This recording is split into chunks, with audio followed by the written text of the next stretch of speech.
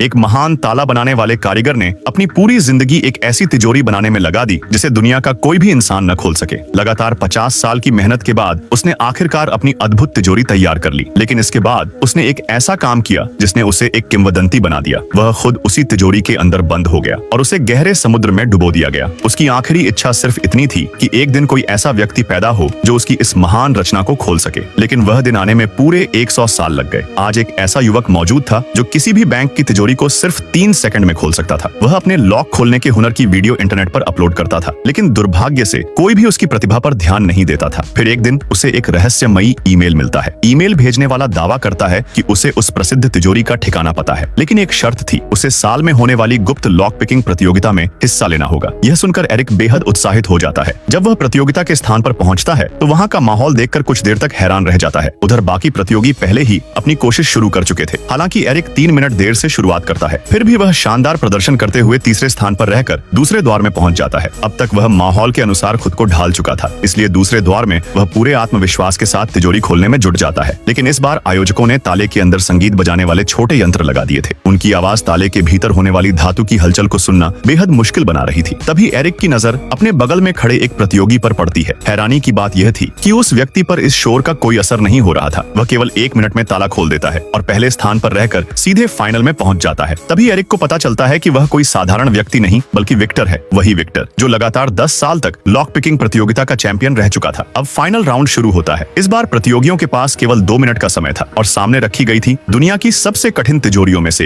एक शाही तिजोरी, जिसे दुनिया के शीर्ष 3 सबसे जटिल तालों में गिना जाता था। विक्टर ध्यान से तिजोरी की आवाज सुनने लगता है। जल्द ही उसे पता चलता है कि तिजोरी के दरवाजे की परतों के बीच फोम भरा गया है, जिसकी वजह से अंदर की धातु की आवाज लगभग सुनाई ही नहीं दे रही थी। लेकिन विक्टर पूरी तैयारी के साथ आया था। वह एक खास यंत्र निकालता है जो बेहद हल्की आवाजों को भी बढ़ा सकता था। यह देखकर सभी को यकीन हो जाता है कि इस बार भी जीत उसी की होगी। लेकिन दूसरी तरफ एरिक के चेहरे पर कोई चिंता नहीं थी। वह धीरे से अपना दायां हाथ तिजोरी के दरवाजे पर रख देता है और उसी क्षण कुछ असाधारण होता है। उसे तिजोरी की पूरी आंतरिक संरचना का एहसास होने लगता है। दर्शकों की हल्की आवाजों से पैदा होने वाले सूक्ष्म कंपन तिजोरी तक पहुंच रहे थे और एरिक का हाथ उन सभी कंपन को महसूस कर पा रहा था। समय तेजी से बीत रहा था। अब केवल 1 मिनट बचा था, लेकिन एरिक अब भी बिल्कुल स्थिर खड़ा था। उसे देखकर सभी को लगने लगा कि उसने हार मान ली है। लेकिन तभी अचानक वह हरकत में आता है। उसकी उंगलियां तेजी से ताले पर चलने लगती हैं और केवल 7 सेकंड के भीतर वह तिजोरी के तीनों ताले खोल देता है। अगले ही पल तिजोरी का दरवाजा खुल जाता है। इस तरह लॉक पिकिंग की दुनिया को अपना नया चैंपियन मिल जाता है।